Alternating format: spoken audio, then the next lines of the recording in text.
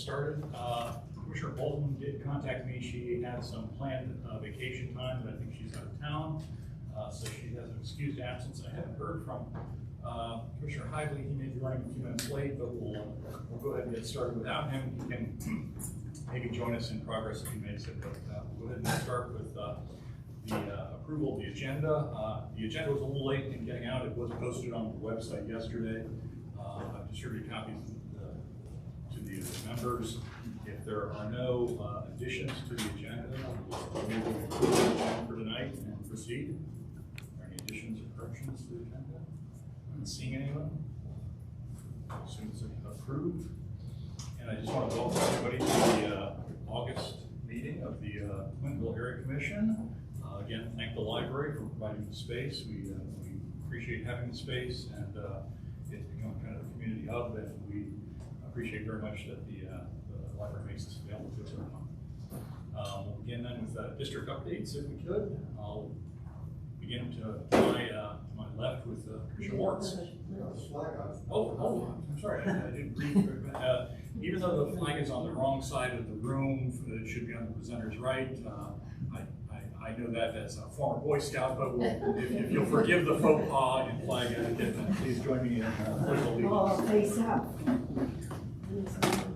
I pledge allegiance to the flag of the United States of America and to the republic for which it stands, one nation, under God, indivisible, with liberty and justice for all.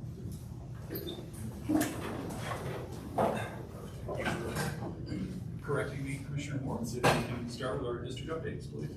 The list, and Brian, I will send you the list by email. So I participated in strategic planning for Area Commission workshop last Saturday. It was very helpful. We talked about vision, creating vision and mission statements. And I realized I'm not sure if we have a vision or mission statement.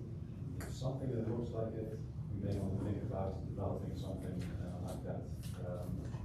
Guide our meetings and think about it as a common purpose.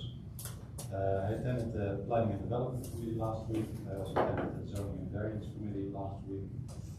I'm still trying to meet with people from Public Services and ODOT about the crosswalk on Northwest Broadway. And I don't know why there's continuous email exchange, but we have not yet met. So someday I hope that works. I've met with Officer John Brown, community liaison of the Columbus City Police, to talk about issues in our neighborhood.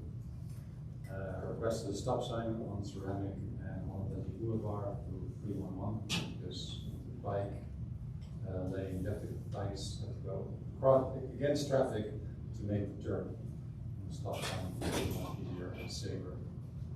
I made an inquiry also about neighborhood bikeway signs for in Old Beachwood. So people cannot find the Beachwood connector, and so I'm working on that as well. And I referred a lot of inquiries to the Project Zoning and Variance, to the chair of the Zoning and Variance Committee, Stephen Hardwick, and I worked on a question from a resident in Delaware about a lot, the Coda lot that is currently not in use. There to try to find out who to talk to and how to resolve that. That's further update. Thank you. Commissioner Hively. Josh Hively, District 8. Sorry I was a couple minutes late. No updates from District 8. Hugh Kroll, District 4.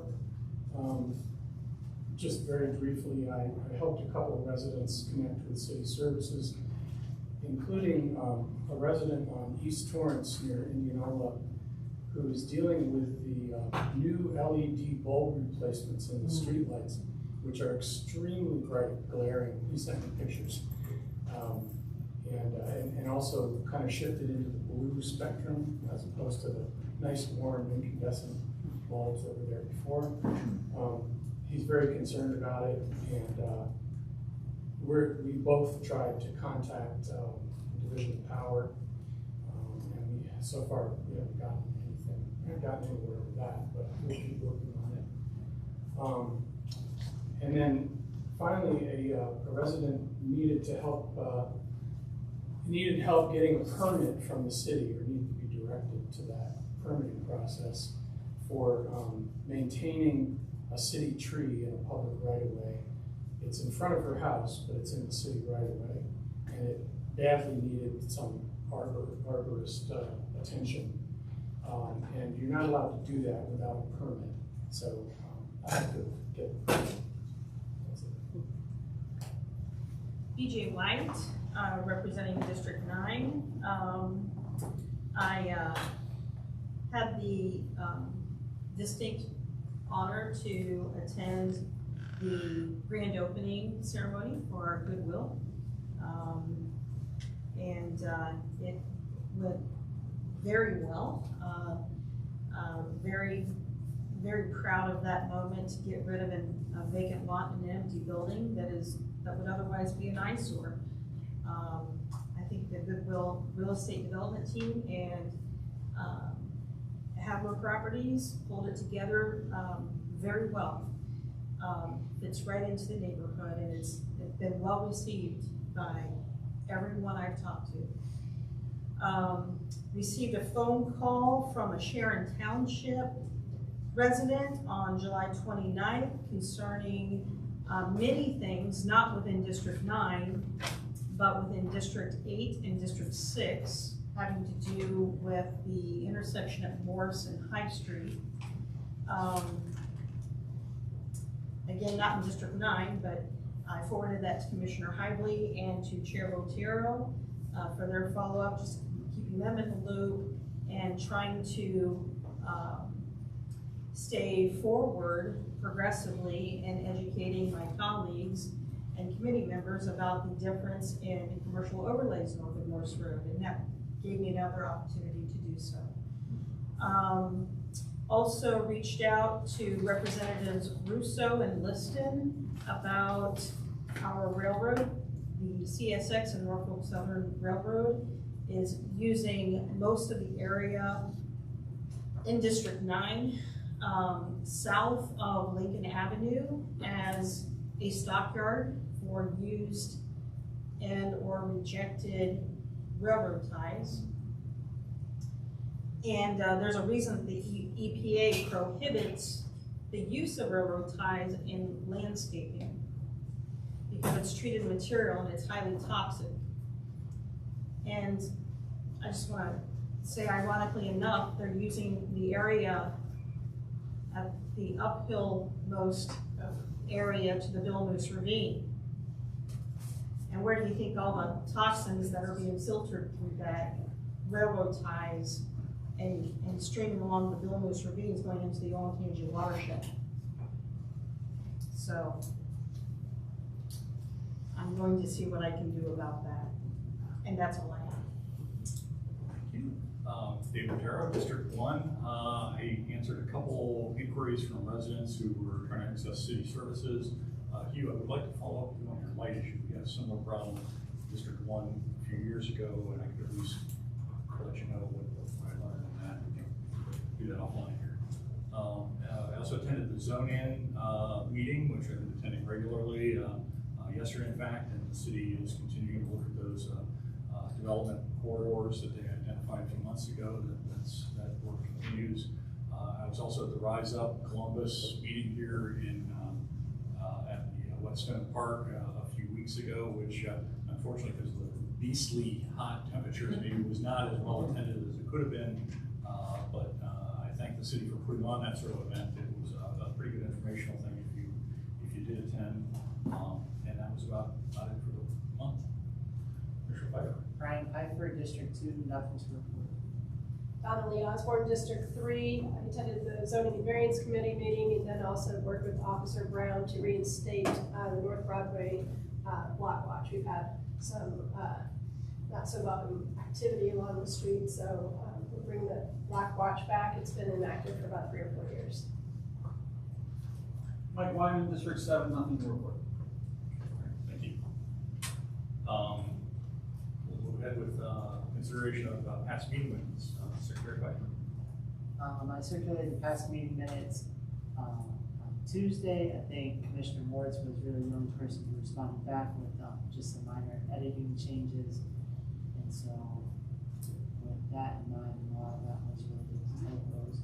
People are okay with it, would like to go ahead and I'll make the edits there and then, can get them posted up on the Clintonville Area Commission's website hopefully by the end of the week. So motion to approve minutes with the edits. I'll second. All those in favor say aye. Aye. Any opposed, same sign. Motion approved. The treasurer's report? Shelley? I have nothing to report. We still have not been, even though we completed our paperwork and docs, we still have a $300 balance in our account, and we have not been replenished with our funds yet. All right, and I don't know if you were surprised to understand that the area commission's debit cards have been canceled. I didn't even realize we had a debit card. So. But that was citywide, it wasn't just us. Citywide. We never had one, just for the record. We never had one. Yeah. Well, that's what we have thought. Move on to updates with the city of Columbus, Department of Neighborhoods. Thank you. Good Yes. evening, commissioners. Yeah. I have no updates for you. Just a big thank you for coming to speak at the Rise Up Northside event. It was a great connection among the different organizations that serve this area. Thank you for rolling through. And I think we had about at least 100, 150 guests that came through, made connections for childcare, different programming. And I heard a lot of great stories of residents who are coming from other parts of the city to utilize programming that's offered here at Whetstone. If you have any questions for me, please let me know. Thank you. Questions on the commission? No? Great. Thanks very much. I don't think Officer Brown's here tonight. I don't see him in the audience.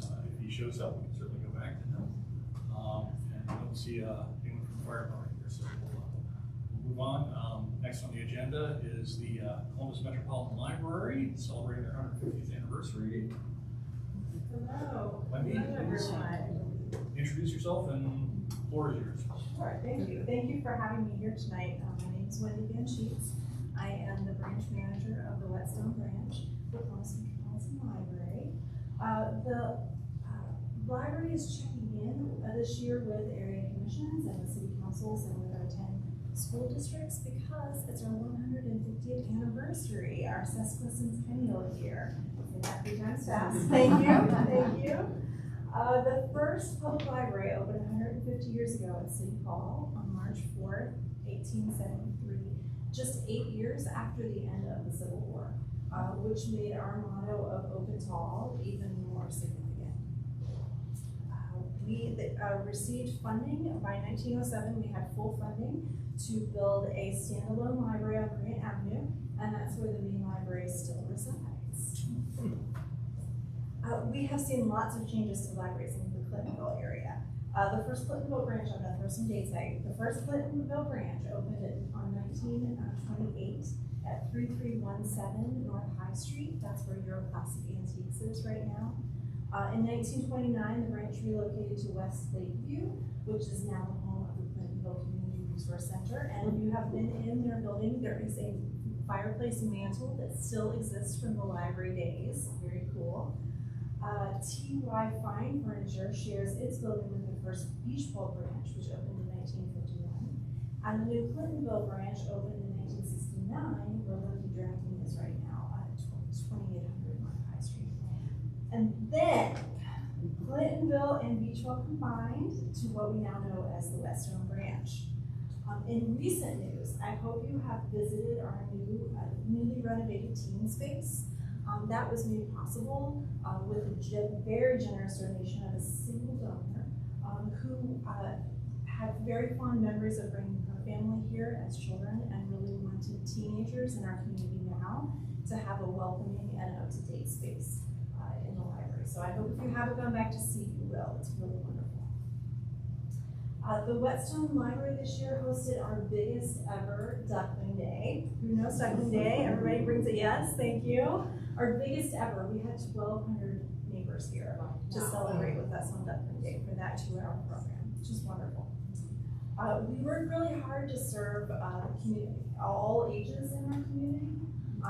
I wanted to tell you the story of a young Forney who began coming to the library for story time and reading buddies, who graduated into the school help center to get help with their homework, and then became a volunteer in our summer reading club program. She's now attending Columbus State Community College under the Columbus Promise Program. We see your families grow up with us, and we love that, so thank you. Oh yeah, of course. I wanted to make sure to really point out our school help center to the community that's here tonight. We have after school help with homework every Monday through Friday, that kids can come in and get hands-on help with their homework. I don't want you to suffer through 7th grade math at home alone. Come in and get help from us. We are here to help with that program. To wrap up, it's our 150th year. We have been celebrating with a whole slate of programs. I hope that you visited our book festival on July 15th and 16th at the main library. It was our first ever, and it went like gangbusters. It was so great. We had 35,000 people at main library over the course of those 2 days. Tons of independent authors, tons of independent bookstores were there to sell their wares. It was really spectacular. That's our flagship for the year, but there are lots of other programs that are left and coming up. We have our author series where we have authors visiting at various branches to do programs. We have our library passports, which hopefully everyone has picked one up. It's encouraging our community to visit multiple branches and earn fabulous prizes. If you haven't heard, the library is putting a $1.5 million operating levy onto the November 2023 ballot. You'll hear lots more details about that as the election day gets a little closer, but I just want to let you know that is coming up. And I will be sending out an email with some additional information about programs and services, and I hope that you will all share that with the community. Thank you. Thanks so much. Are there any questions from the Commission or the public? Yes, any questions? Yes. Who was the donor for the original library? She asked to be left anonymous. No, the original. Oh, the original library. Oh, Andrew Carnegie. So the library director at the time wrote him a couple of letters asking for a donation to Little Library. He said no. So our library director hopped on a plane and went hopped on a train and went all the way to New York and requested a meeting with him, which Mr. Carnegie granted. And at that time decided to give us $100,000 to build the library. We got underway, and the architects and the library decided we really want to make this grand. We want marble. And to do marble, we need $100,000 more. And he wrote a check, and $200,000 built the original main library downtown.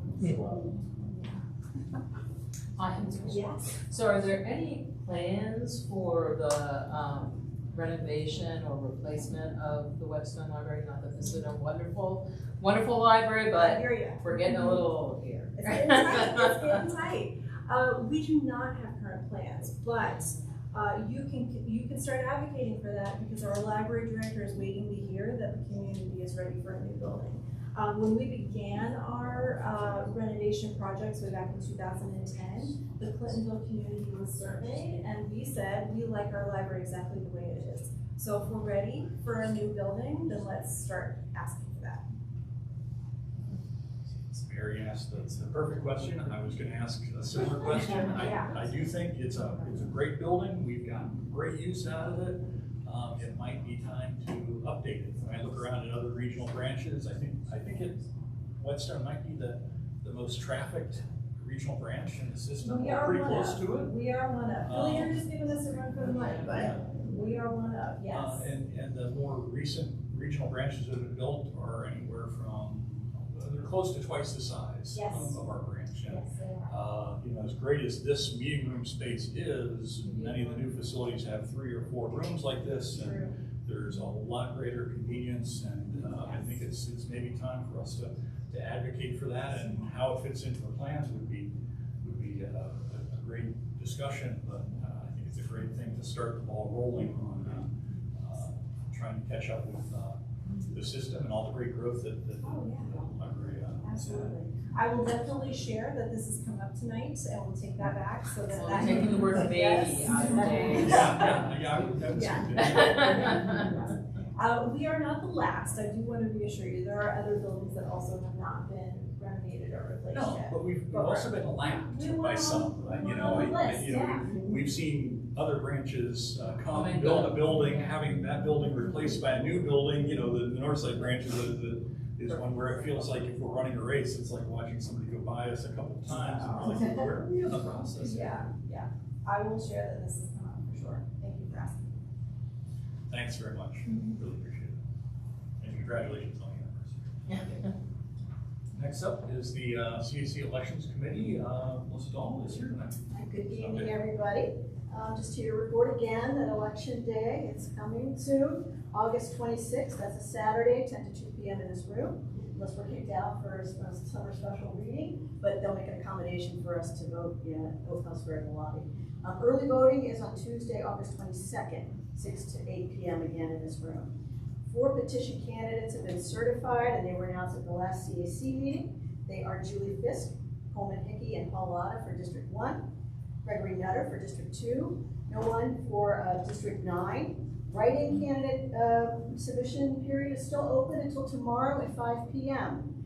And you know, the certification period will be the following Tuesday, and the election committee will review the paperwork, and if any is received, and certify those candidates that meet the standard. So far, no one has submitted any write-in candidate paperwork. Two people did attend a write-in candidate orientation meeting on July 17th. They were both from District 9. And it's not unusual in my experience for folks to wait till the last minute to submit any paperwork. So fingers crossed, we get a few write-in candidates, at least for District 9. And we'll see where we go. And I guess we'll, if anybody have any questions? Check. When is the deadline for District 9 to turn in their write-in candidates? It's tomorrow at 5 p.m. They need to submit to the front desk of Whetstone Library. They have a process. They have a file folder that collects any submissions, and then I come and pick them up at the end of the day. 5 p.m. Okay, we'll try to get the word out. Thank you. Thank you. Next up, we have the Planning and Development Committee asked for some time tonight. I did talk briefly with Eliza. I'm not sure who's presenting on that. I will be, yeah. Please. Yeah. I believe we shared a presentation before the meeting. I'm sorry. Where is this on the agenda? Do I not have it? Yeah, we were last minute updates. Oh, I guess I don't have that. I'm sorry.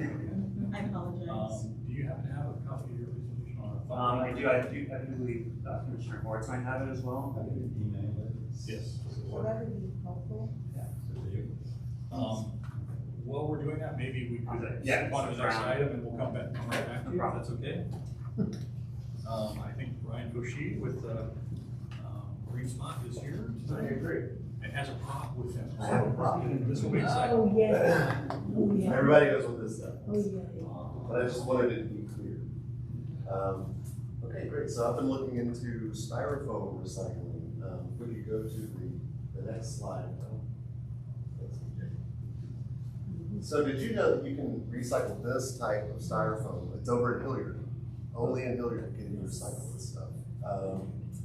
If you take a look at the pictures there behind Chair Otero, there's a little shed next to where the city buildings are over in Hilliard, and there's a park there. You just drop your stuff off in that shed, and then it ends up being processed, which is pretty cool. We are interested in getting some kind of collection site or something here in Clintonville. That way we can contribute our material to either their site. If you go to the next slide. Yeah, that machine right there on the left is called the densifier. It actually just shrinks this stuff and makes it into little bricks that they can resell. They're actually valuable. They're bought and just reused. Which is pretty cool, instead of going into the landfill, which is the only other thing that can happen with this. So they've got some, they're gonna upgrade over in Hilliard. I've been told to stay tuned. I've talked to Swaco and lots of other folks about this, but I think that this is gonna be rolled out at some point across the city, or maybe we can partner up with Worthington, who's a partner with Hilliard. I think they're setting up some kind of collection site. But anyway, I just wanted to let everybody know that you could recycle this stuff over in Hilliard, and maybe we can get a spot here in Clintonville sometime soon. While I was at it, I just learned some other news I wanted to share. Recycling is weekly now, that just started, in case everybody didn't know. Next slide, please. This is over in, they're gonna be setting up a lot of these food waste collection sites. It's, you know, more and more materials are having sites set up to collect that stuff. Next slide, please. Oh, no, we're missing that one slide somehow. But it's that site is over at Anheuser-Busch Sports Park across the river. So it's a great place over there anyways. But there should be a food waste collection site. There's only 5 of those from what I understand. There was a map that showed where they are in the city. But more and more of these kind of places are gonna pop up. Also just wanted to say real quick, our pollinator gardens are multiplying. We did one behind probably our biggest story is in front of the fire station 19, just down High Street. Really proud of that project. We got some cool pictures here. We also did some work with and you can keep scrolling. We did at the Women's Club, helped them out behind there. They have a wonderful garden back behind the Women's Club. And we're just starting a new project with the Ohio School for the Deaf, which is a huge property here in Clintonville. If you look at a map of Clintonville, it's a lot of the space. And I find it really interesting because I don't know a lot about the school, but they have an alumni garden right as you enter there off Morse Road. And excited to work with the alums of School for the Deaf to get another pollinator garden going, so that'll be 3 of them. Thanks a lot. Great, thanks again, Ryan. Appreciate it. Are there any questions for Ryan, by the way? Sure. You mentioned that the composting site with the green bins is Anheuser-Busch, the parking lot there by the sports field. Right, I haven't been by there. This is like a brand new thing. Okay. And I'm not even sure if it's fully built yet, but I attended the city meeting with some sustainability folks with Green Spot that our committee's named after. And they shared that info that I put up there. So Great. I'm hoping it's operational right now. It said coming soon, and that was. All right. The green bins will be giveaways. Great. We'll go back to planning and development. Yeah, I had submitted it to Commissioner Bolton, but obviously she did not get it.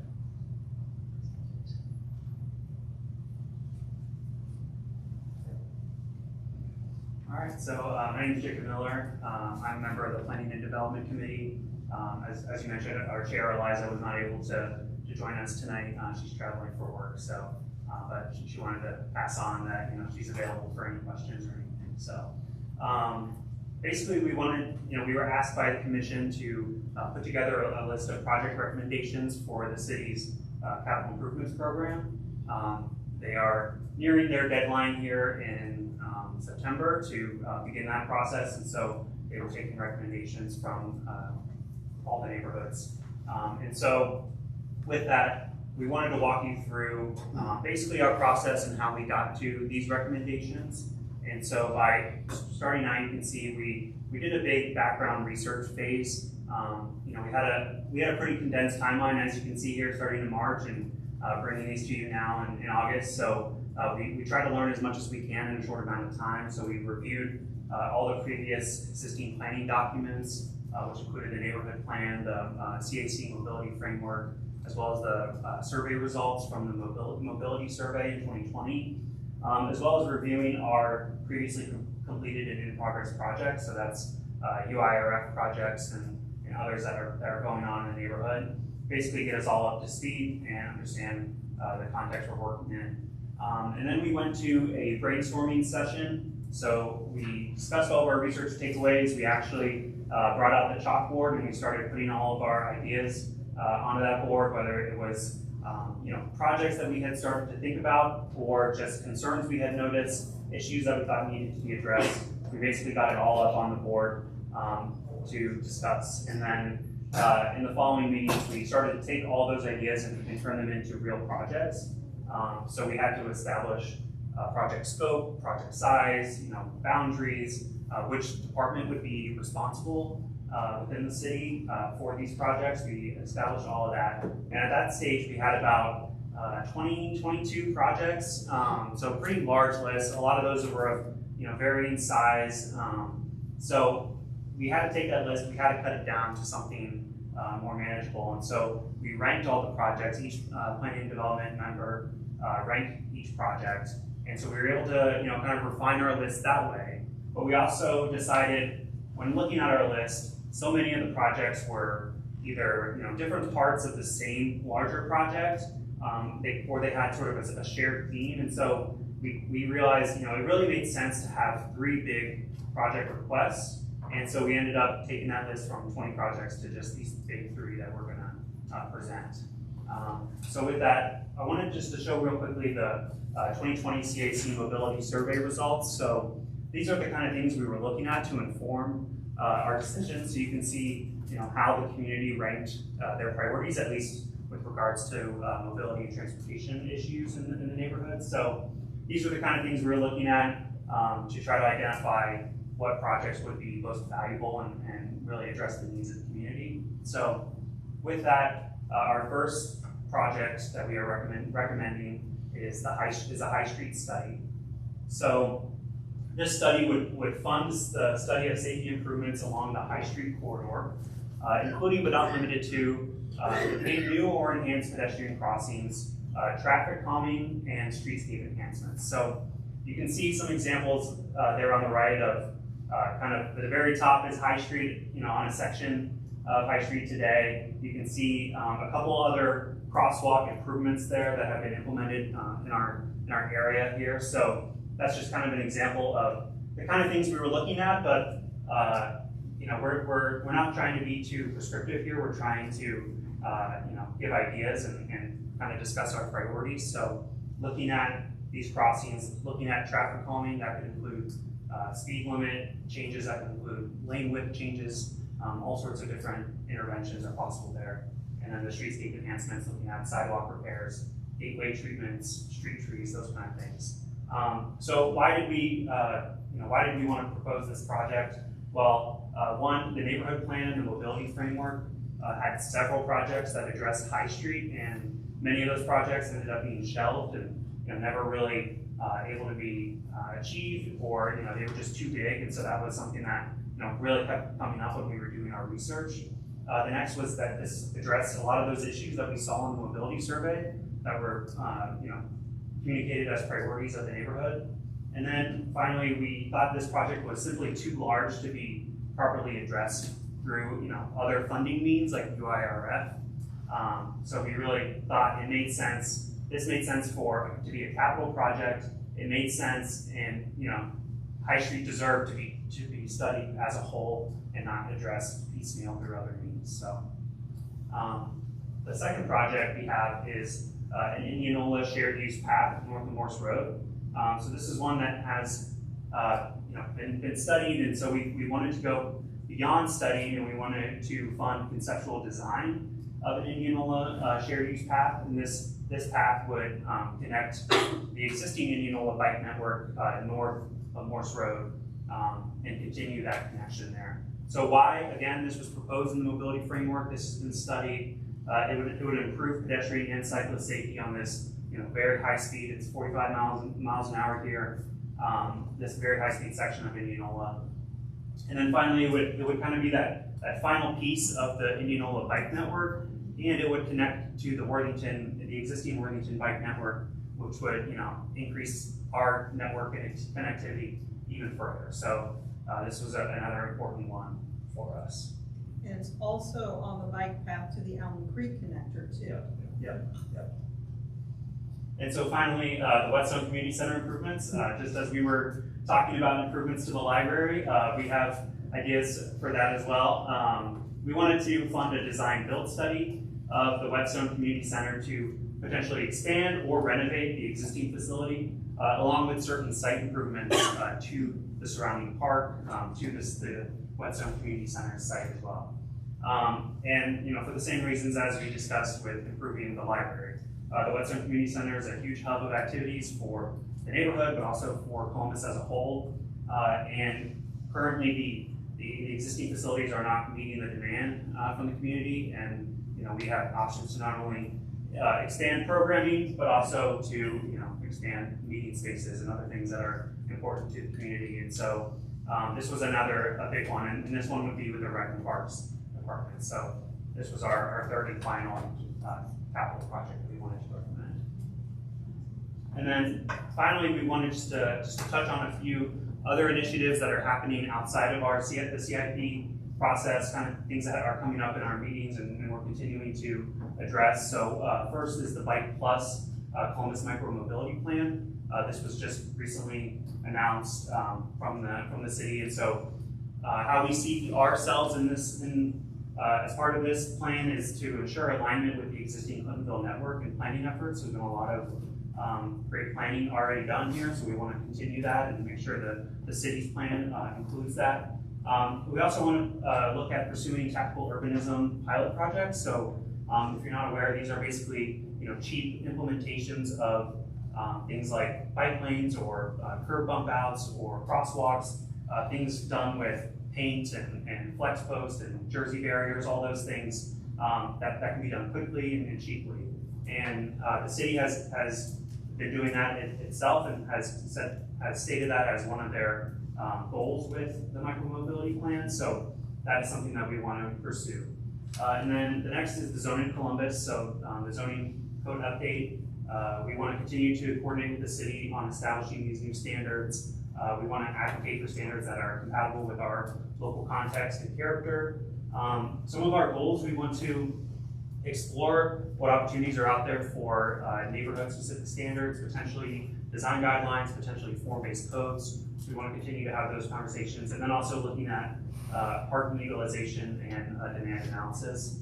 That's a huge component of the land use and the development changes that would be coming with the zoning code update.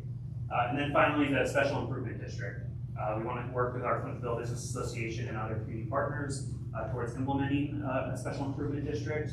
This has a very large planning and development component because we want to improve our streetscape on our business corridors. We also want to better maintain the existing streetscape that we do have, and then it also could create really great opportunities for public art through that collaboration with the special improvement district. So that is all the updates for the Planning and Development Committee, and I'm here to answer any questions. Other members of our committee are here as well to answer questions.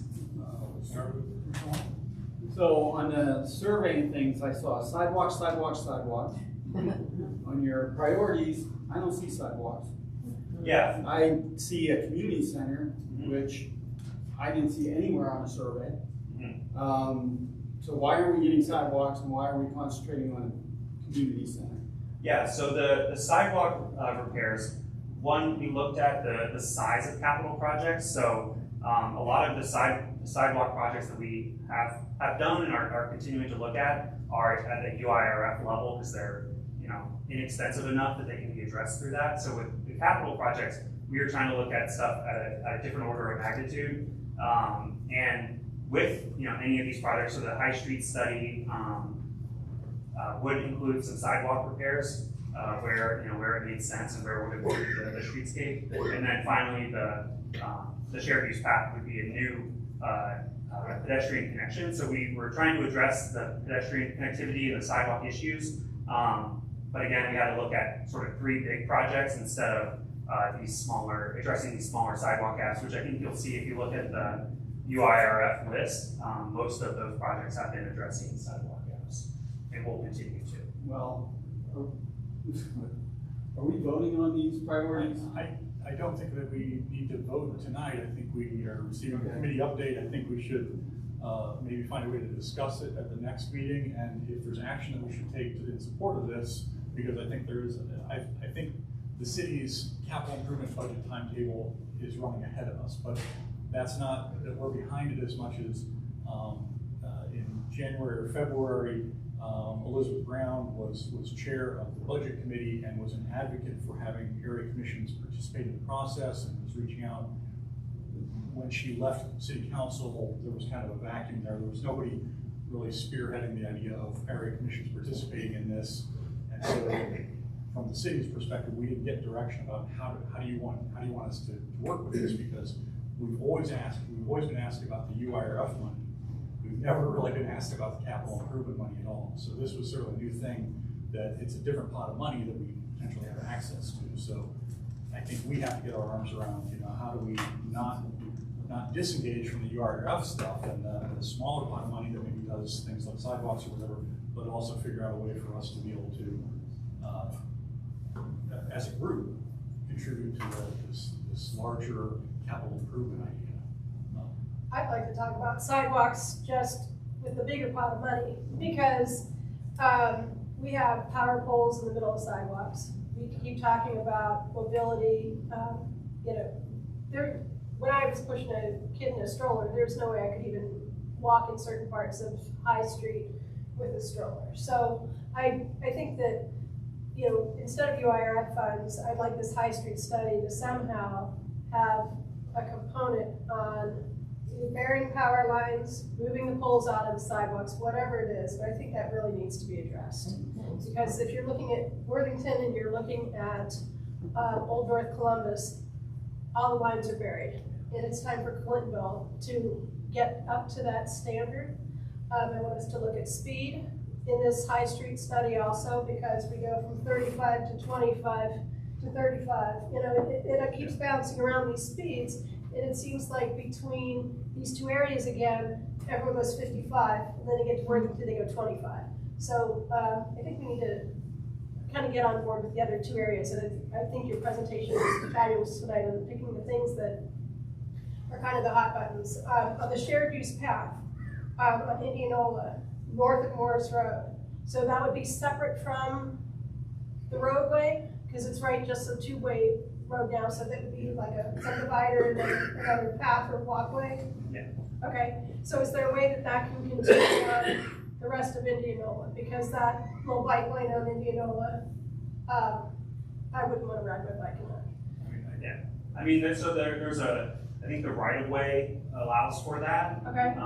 Because there is, if you can see the picture here, Sure. you can see the ditch basically that's there, and there's the space on the sides to accommodate it. There would be a stormwater component there with to serve that ditch's purpose, and so there would be some other infrastructure that would need to be built along with it. But yes, it's easier to accomplish that here than it would be on the rest of the board. For example, there was past year there was a lot of discussion about the Indianola street repaving project and how the street would be striped and used by different vehicles. That project's been pushed back a year in terms of its implementation because the city did respond to a lot of discussion that we had, why aren't sidewalk defects being fixed at the same time? Sure. And they are going to fix sidewalks in that stretch of Indianola at the same time. Since it became part of a state-funded project, the state is a lot more disciplined about making sure that the work that happens is within the public right-of-way. So the city's actually spending this time acquiring existing encroachments so that they can expand the right-of-way by a foot or something like that, so that the state will allow them to take that money. So it's slowed down by a year, but the good news is we'll get better sidewalks out of it as part of the project. So you were added to the agenda tonight because we have to get to the city, right? So what is that deadline? If we're not talking about it tonight, are we missing that deadline to talk about it? I think we could talk, introduce the topic tonight. I think we could discuss it at next month's meeting. And there's time then to meet the city deadline? That is my understanding, yeah. Yeah, and when I've pestered council members a little bit about it, is they've described it as more of a rolling process, and get to us when you get to us, and we'll do it. I think it would be better for us to be sooner rather than later and to press ahead on it, but I think they'll meet our timetable. Okay. And I just want one note on the utilities part. We did discuss that. I was on that list and everything. The one thing we had there was that if we were to address the utilities, it would have taken it from the public service, and we would have had the division of public utilities as well from the city. And they're all kind of siloed in their separate buckets. And so from a request process, we have. But out of everything in Clintonville, that's like the number one thing that's holding us. And that could be part of the study. Could include utilities. Yes. And I'm thinking that some members of the Commission, I think it should. Yeah, definitely. Commissioner White.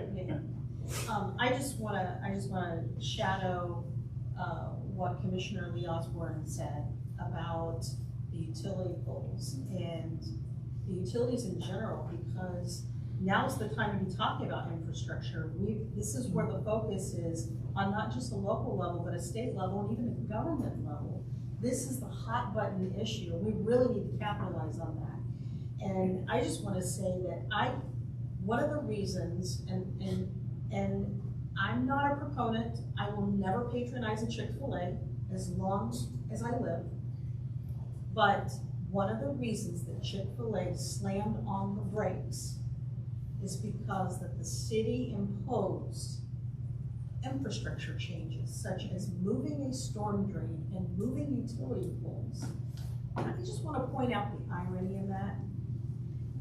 Not a fan of Chick-fil-A, I will never eat their chicken sandwiches and they will never get $1 from my wallet. But I just want to say that the city will impose 6 figures on a private developer to move utility poles. And we can't do that for the good of public safety and mobility. I just want to say that. And there is an active example of the city imposing that on a private business. GD Ritzy's. I think they imposed a $125,000 bill upon that owner for the light. And where is the green utility pole for that light? In the middle of the sidewalk. It's just really weird. I know where our priorities are. I'm just wondering where the city's priorities are.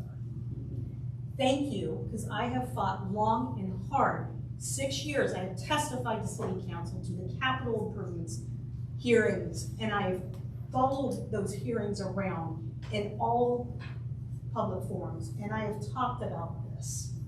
This right here, picture was taken today. There is less than 4 inches outside that edge lane, and we are past due. Not only does it need to be a priority, but it needed to be done yesterday. Thank you, Jacob. I couldn't agree more. I think the time is right for this. I think there's momentum behind that project, and I think if we can collectively make that one of our asks, I think that might be enough pressure to finally get that to happen. And if an example of tactical organization for that would be giving us a berm at least, so that 45 miles per hour traffic in both directions. And you know, as an example, the tactical urbanism, when I joined the commission, not long after the Indianola K-8 moved into the old Crestview building, and suddenly there was concern about the crossings around there, now very actively used by school children. We wanted to improve those and use ladder crossings, and the city sort of said, well, we don't put ladder crossings in just anywhere, there has to be a reason. And there was an arrangement where we used hay bales, and we sort of did a street narrowing to sort of show that, you know, we could do a bump out, we could put a ladder crossing. We sort of demonstrated that it was possible and it was effective, and you know, it sort of pushed the city in the direction that they're no longer resistant to putting ladder crosswalks when they're sort of requested and when there's good reason for them. And the tactical urbanism was kind of the example where the city came out and took notice and sort of said, yeah, maybe this isn't as odd as we thought, and maybe this will work. So, you know, when the people lead, the leaders will follow, I guess. When do you meet? When we meet, The last Tuesday of the yeah, month. last. It's on the CAC calendar. Yeah. And it's on there correctly, right? I think so now. Yeah, it's been great. Are there any other questions from the commission for Jacob? Are there some questions from the public for Jacob? Thanks very much. Appreciate it.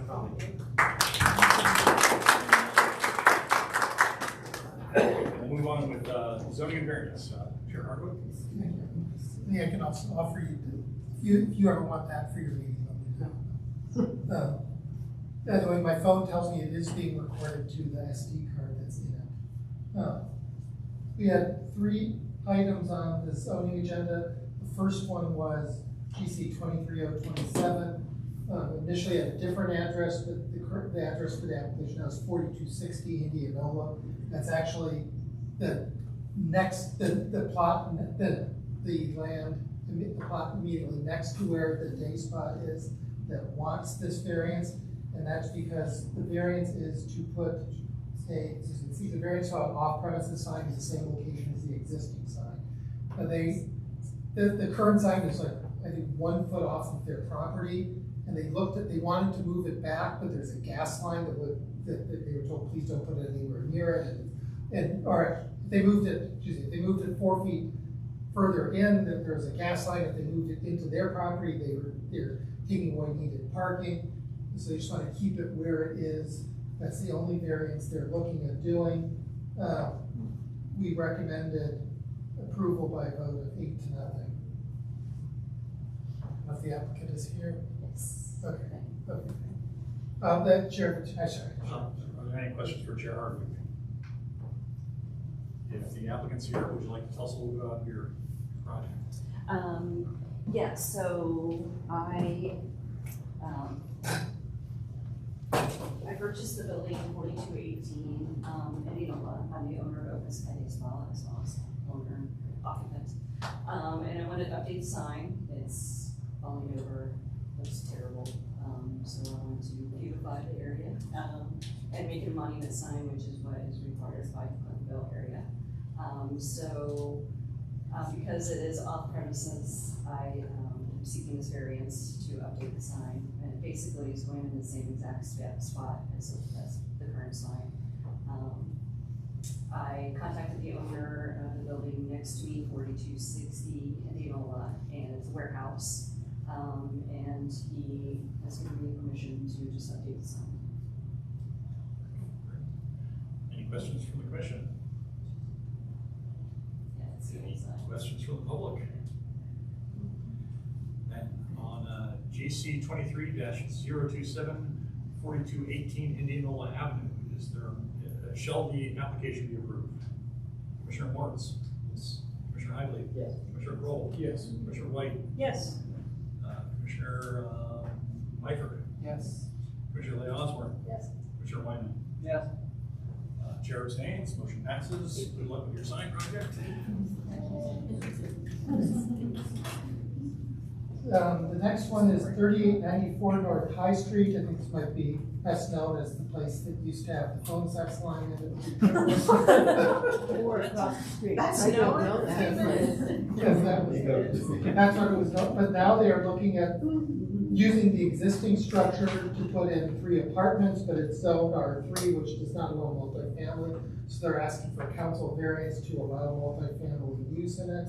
There was some question whether they could do more, whether they could some way, they did talk about wanting to put a lot split in and possibly doing something similar on the other half of the lot. That would have to be, so that would still be there was some question whether they would have to come back for that.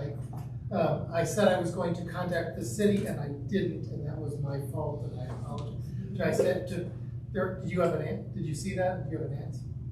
I did read it in the notes, and I did check, and yes, if they are going to do anything other than what's in the current application, they will have to submit a separate application and come back before the area commission. Okay. We have a fantastic neighborhood liaison. I didn't have to admit my mistake. Way to go, Spin. Thank you, thank you. But the vote on it was, we recommended approval 8-0. There was some discussion that there may be some sort of deed restriction on it, but we thought deed restrictions are not part of our job. If there's a deed restriction, that's private and on whoever that belongs to. This is an area where, especially given right across the street from the library, it seems like a good place for multifamily. They have the parking for it. They're going to make the existing structure nicer. The reason you can't see it is behind all those trees. So you actually have to go physically go behind the trees. It's just about where that deer park is laid for about 4 days. It's exactly where that was, because that's what we see. That's how you know that she looked at the property. There isn't that much. It's just, like the committee unanimously thought this is a good place for a small multifamily project. this area is, the neighborhood plan is designated for multifamily. These houses in this area are often used with office on the first floor and homes above, so there's already multiple uses going in this area. They're not changing the structure at all. It just seemed like a good project and a very good use for this property. That's the answer. Any questions for Chair Hardwick? Any question? Is the applicant, questions from the public? Right, so I kind of not understanding how the zoning committee, which is a group of volunteers, can be so dismissive of a deed restriction and attempt to approve something that has a restricted use. Can you help me understand that? Some of it is, we are not equipped, none of us on the committee, even though I am a lawyer, I am not a real estate lawyer, I'm not equipped to evaluate a deed restriction supposedly from 1954. I have no idea what the enforceability is. We'd have to get legal counsel involved. And it is, if the deed restriction is enforceable, it's enforceable. And I don't know how the zoning would change that. And so, that's just beyond, that's totally beyond the scope of our expertise. Well, I agree it is, but why wouldn't the person who's asking for this variance have to prove the case? Why wouldn't they have to hire a real estate lawyer?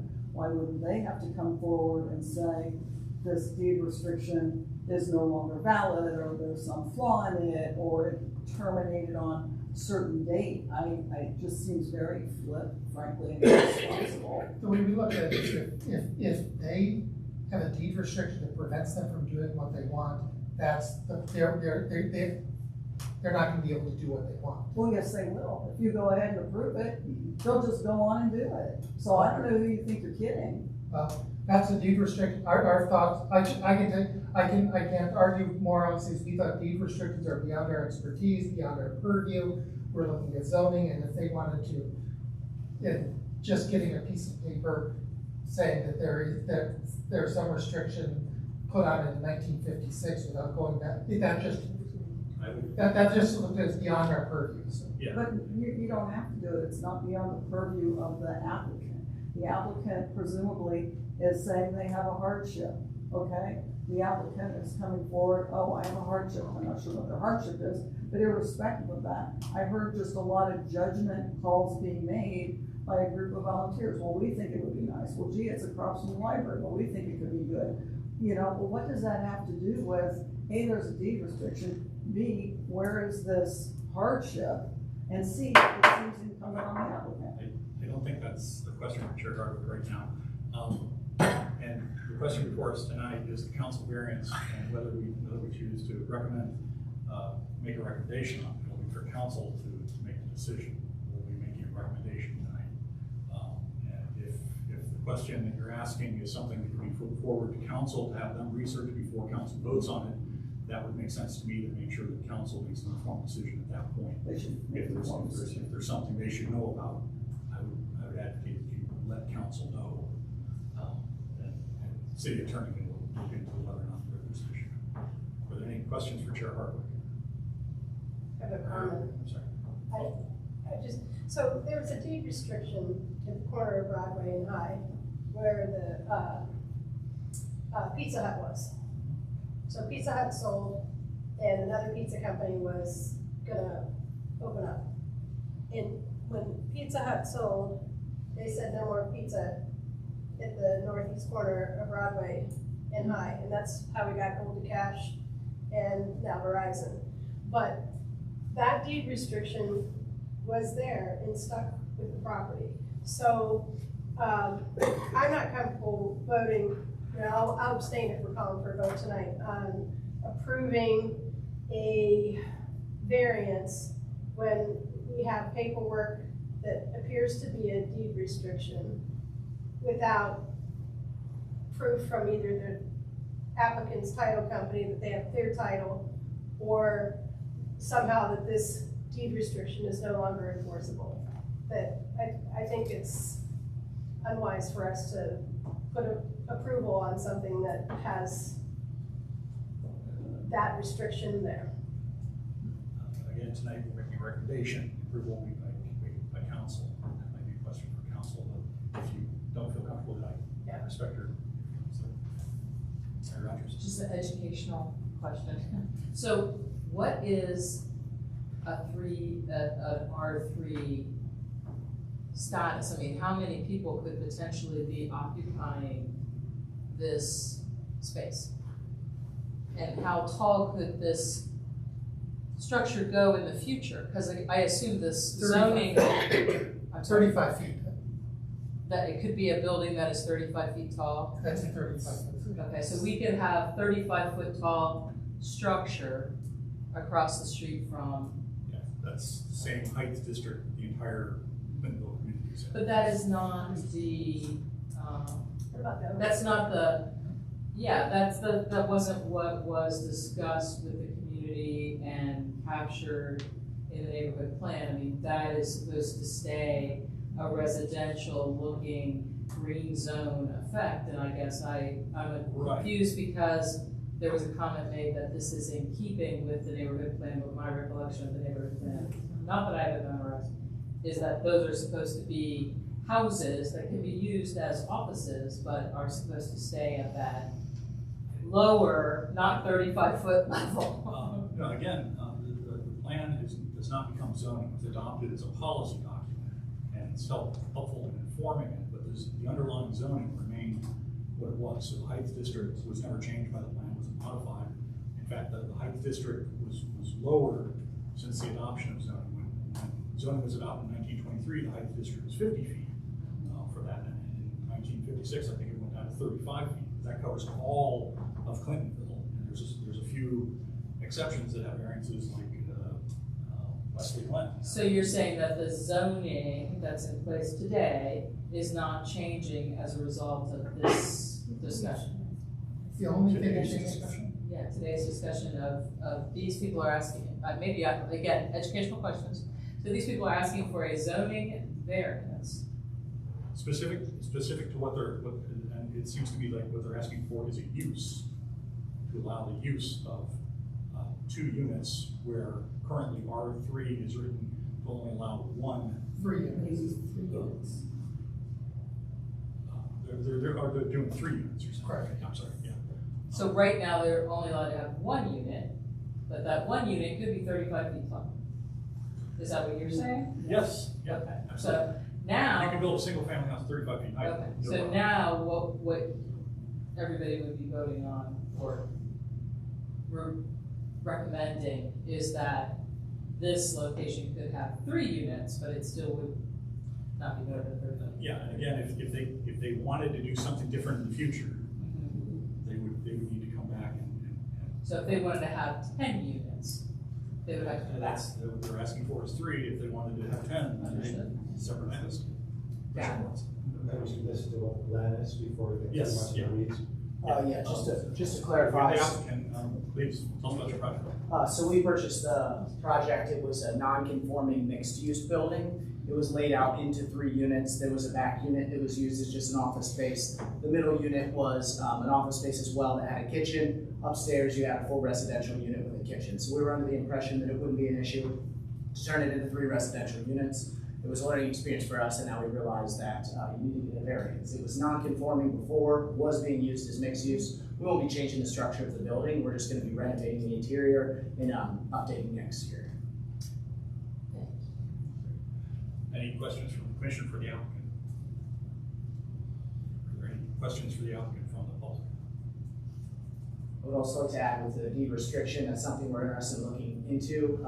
Through the city of Columbus, though, we were just required to get a recommendation through the CAC here. So if there is some sort of deed restriction, when we looked at it, it seemed more like a recommendation on this deed restriction, and it seemed quite dated compared to what the Clintonville Area Commission plans are today. So.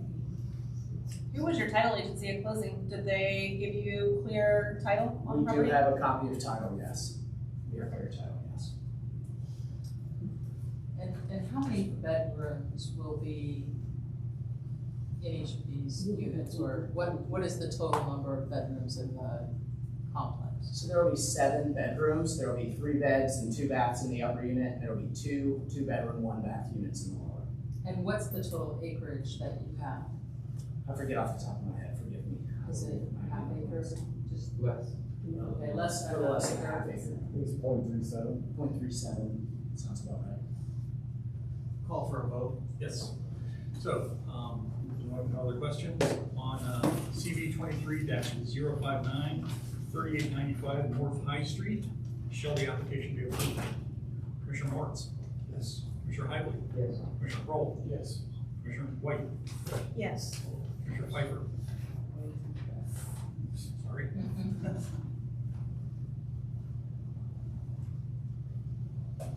No. Commissioner Lee Osborne? Abstain? Commissioner Wyman? Yes. Chair abstains, motion passes. Okay, the third item on the agenda is 17 Chatham Road. There are 3 variances requested. Just one is to increase the garage size from 720 square feet to 1,092 square feet, to increase the height of the attached garage from 15 feet to 22 feet 1 inches, and to allow for habitable space within a single unit dwelling. We divided these up at the addition, our vice chair sent out a corrected minutes just before the meeting. It was recommended disapproval for the first one, 5 to 3, recommended disapproval 5 to 3 for the garage height, and 4 to 4 is recommended disapproval for the habitable space. I think what this applicant got stuck in, and in the past, they wouldn't have had to ask for habitable space variance because the city thought, like, as long as you weren't turning it into a residence, which in their mind involved some, never an exact formula, but involved a toilet, whether there's a toilet, shower, kitchen. The kitchen, I think, was the key thing for a while. If you didn't have any of that in there, you didn't need, it wasn't considered habitable space. Now they've revised their opinion, they consider it habitable space. They want to put in HVAC, but they don't want to put it in toilets or other items. Plumbing, yes, but they had to put, excuse me, maybe I was wrong with the toilet. Were they wrong with the toilet?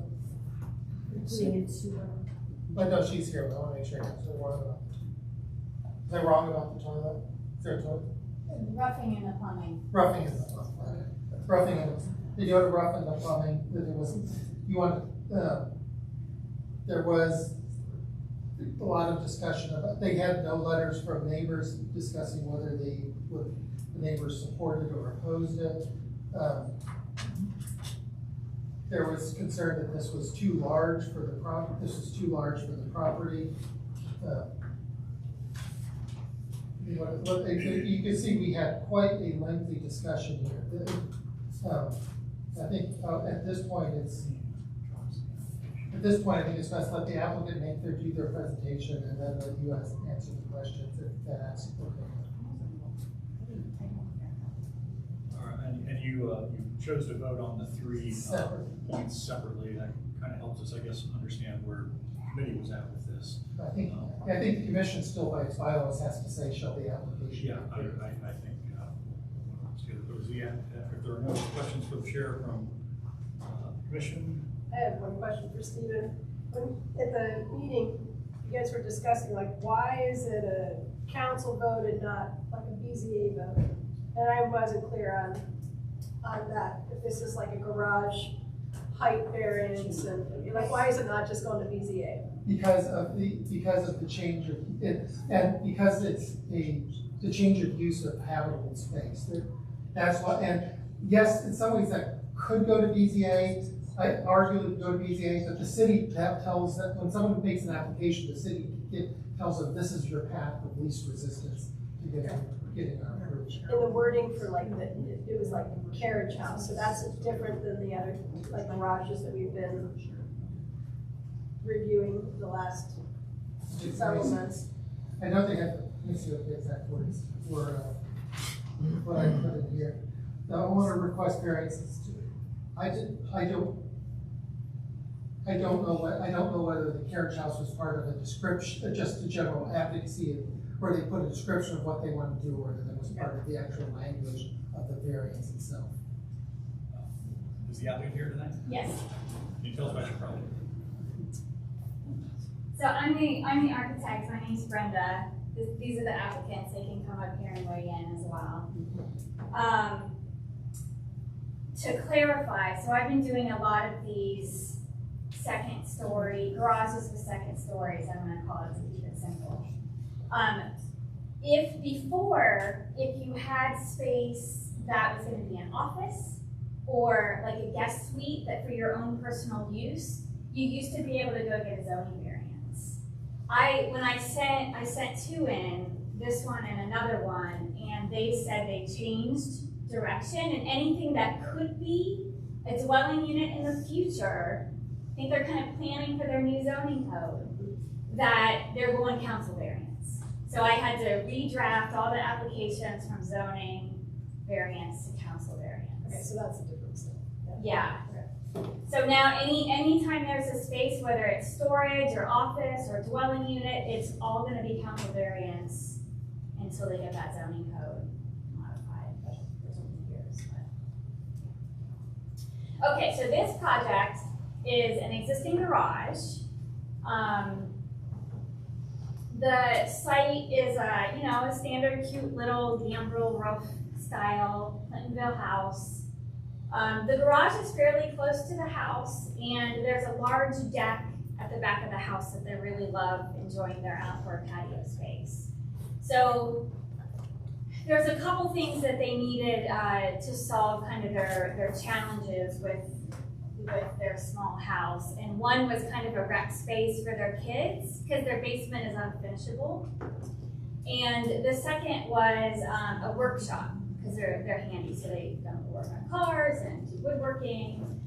So, and they have, since the garage is pulled forward so much, there's area in the back that, kind of starts to become useless. So they wanted to expand the garage to the back and a little bit to the side so that they could get a workshop in the back part and then the walkway off to the side. So they're kind of extruding the garage and then out a little bit just for the walkway and stair up to that second floor. So the footprint that they are really kind of need to get the workshop space that they need and the stair up puts it over the zoning code allowable. So the zoning code allowable is 720, and once we got it all laid out, it was 1,092 square feet. So it's an increase in area. The second, in order to have the second floor, you have to increase the height, and really the roof profiles with the steeper pitches always look better than that. That's what they have right now. And that's your 15-foot height, and it just doesn't look like an attractive garage. So we're asking for the height increase to get a more traditional roof pitch, and we've broken down the mass of the garage, so it kind of looks like it has dormers. So it has a 1.5-story look, and all the massing's broken up, so it's not just a big blob. And then the third request is the habitable space. So even if they were to have storage up there, we would still need to go get a council variance because it's second floor space that eventually could be finished and or in the future zoning code could be a second dwelling. That's it. Any questions for the applicant from the commission? So the 1,092, that's just the first floor, like the garage space, and then up above would be another 1,092? Yeah, it's or about, less than that? it's less than 900 on the second floor. Okay, so that the size of the house, it's like 1,344 total. So the second building is gonna be about 2,000 square feet. So bigger than the house.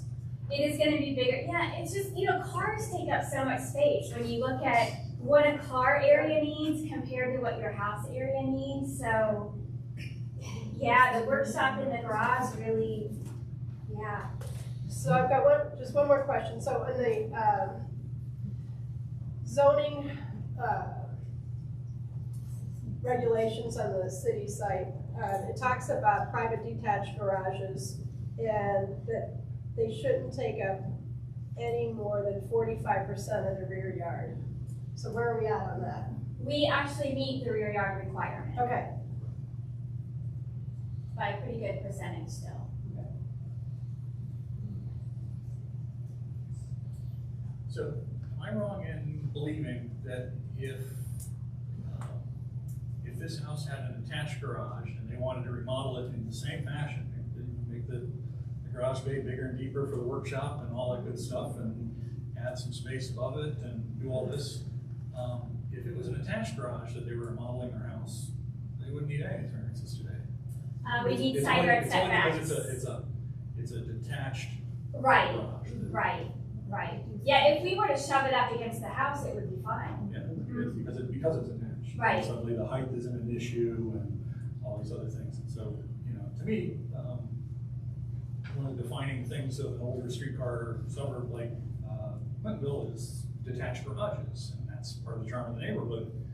And it doesn't seem fair to me to incentivize or discourage people from maintaining or developing the detached garage the same way they would want to live in their house if they happen to have an attached garage. They should have kind of the same flexibility and freedom, and I would not want to incentivize people to suddenly create what I think of as a more suburban look with attached garages that begin to kind of puff up the street, and so I kind of feel like this is the reason for a variance here is because the city's code is written in a way that post-dates detached garages and all the things that they measure them differently, they think of them differently, and today I think they're a bit differently. So I appreciate your presentation. Are there any other questions for me? Sure. So you're gonna take, oopsie daisies, sorry. You're gonna take it from this cracker box Mm-hmm. and you're gonna make it look like this. Correct. Which more or less, I call that I might be wrong. Commissioner Lee Osborne, correct me, is it a Dutch colonial? It is. Okay. Yeah, the roof shape is a Yes, gambrel. okay. So you're actually making this look like it belongs to the house. Whereas right now, and please forgive me, I mean, the garage that they have right now is just cinder block. It's a futility. It's a Pedestrian. Yeah, it's just run of the mill, and you see them a dime a dozen over in Northland. So to me, this marries the concept to the main dwelling and should be welcomed by Clintonville because it looks like it belongs in Clintonville. Right now, the garage looks like it belongs in North Linden. Not that there's anything wrong with that, but But maybe they're gonna start to renovate their garage. Well, yes, so. And the applicants did get letters from their neighbors, on all sides, so, she can hand those out if you're interested. Yeah. Now I'd like to see those. Welcome. They were, I emailed them. Oh, great, okay, great. And it's the letters are supportive. Be clear about that. I have a question. Is this, is this a complete new build, or are we using the existing structure? We're actually reusing the existing walls, we're just gonna, put new siding on them, so we're just kind of taking the roof off and then putting a new roof on it. Tricking it out. Commissioner Wyman, did you? No, that's fine. I just had a question for Chair Hardwick. What was the reason for disallowing or not recommending the third variance, the allowance for having space? What were people saying? I think, on the committee? There are concerns over people building apartments and cheating in the future and making mother-in-law suites. And there are several members of the committee who are very concerned about preventing garages from ever becoming a separate habitable residence, separate residences. Yeah.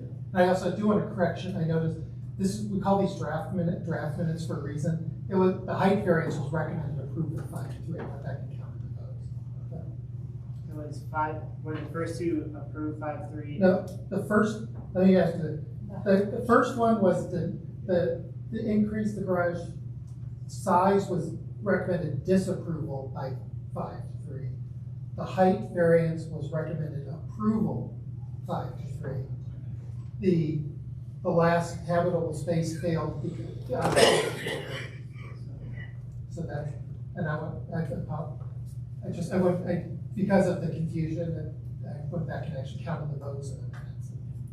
And again, to go back to my earlier point, you know, the concern about habitable space and those sorts of things, if it was an attached garage and had a bonus room that somebody wanted to convert to a mother-in-law suite, or even to allow somebody to rent a room inside their house, that's permitted. So again, it's the detached garage that seems to be the thing that gets singled out for this sort of treatment. I'm not sure that's always fair. If there are no more questions from the commission or other questions from the public, the applicant. Sandy Simbro. My only concern is we are now looking at creating something that is considerably larger than the primary dwelling. And if you think for 1 minute that as soon as the boys are grown and they decide to leave this house and the next owners are going to see that as income property, that is, you are being asked to okay the future. I've lived here long enough. Believe me, you're being asked to okay the future. So if you're comfortable with that, but you're looking at a garage that is almost twice the size of a primary residence. Any other questions from the public? Seeing none, are we ready to vote? Then I'm going to suggest, even though the committee voted on each of these separately, I think our recommendation is cleaner, unless there's an objection, to vote on these as a whole, as the applicant was submitted. Any objections to that? Then on CB 23-065 170 Chatham Road, shall the application be approved? Commissioner Moritz. I said no, because the garage will be larger than the house itself. I think it will change the character of the business. Commissioner Higley. Yes. Commissioner Kroll. Yes. Commissioner Weiss. Yes. Commissioner Piper. Yes. Commissioner Lee Osborne. I need to abstain. Okay, can I come back to you? Sure. Commissioner Wyman. No. Any more time? I feel as though, I love the design. I think it looks far better than the current garage. I feel that we are voting on something when the city is ready to change zoning rules, that the city needs to make those zoning decisions, and I'm not comfortable with the habitable space wording and the carriage house wording that without council doing their zoning changes and giving us recommendations. So I'm still abstaining. You're abstaining? Yeah. Okay, so, chair votes yes. So the application is approved.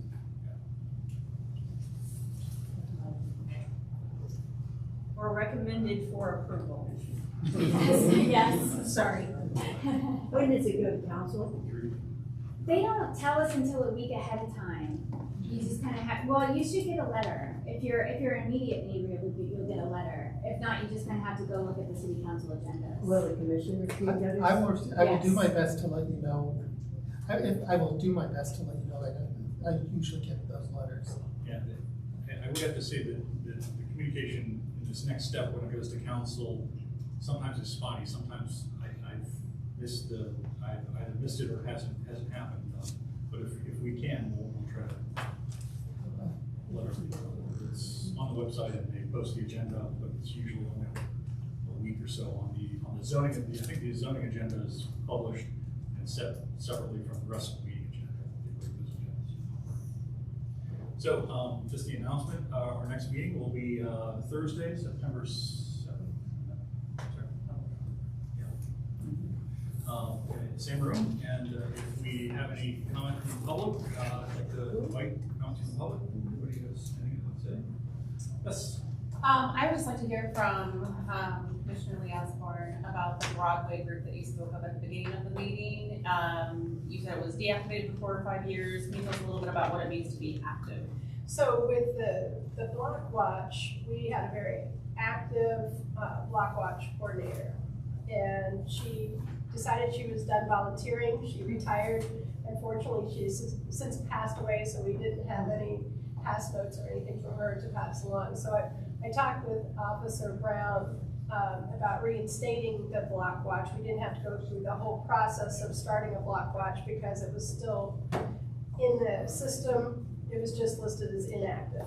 So for us to be active, we have to have at least one meeting a year, and that's on the books for the 16th of August with Officer Brown. And we have a new coordinator, so we'll get things rolling. We had a lot of activity on Broadway involving helicopters and lots of fire trucks and everything else this month, so it's been a little entertaining. Block Watch done by citizens and police, or just the police in this case? Well, it's the citizens, but we have the contact with Officer Brown as our precinct officer. And any group or street can start a Block Watch. We just have a street association, so it's called the North Broadway Block Watch. But I would hope that other, districts and areas would start, because Officer Brown says that we are his only Block Watch in Clintonville now, which he was shocked from switching I'd be happy precincts. to talk with you about the history of Block Watch in our neighborhood and how we could help to resuscitate, because we're in the same position. Oh, perfect, absolutely, yeah. I'm Julie Fisk, I'm also in District 1 with David, and Yeah, you used to have an active, very active Block Watch, and then Deb moved. And I see the need to elevate it again, so I appreciate hearing that that's an option for us. Thank you. Any other public comment? Seeing none, motion to adjourn? Seeing hands. I'm sorry. Would you like to make a public comment? Would you like to introduce yourself? Good evening. My name is Marvin Brotherton, and I live on East Stanton in District 9, and I just turned my paperwork in to be a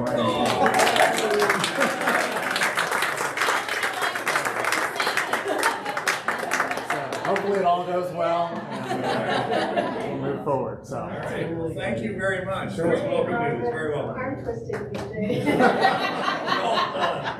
I gave him an ad, she really wasn't she? Well, that was an exciting bit of public comment. I don't think there is. So we're adjourned. Thank you very much.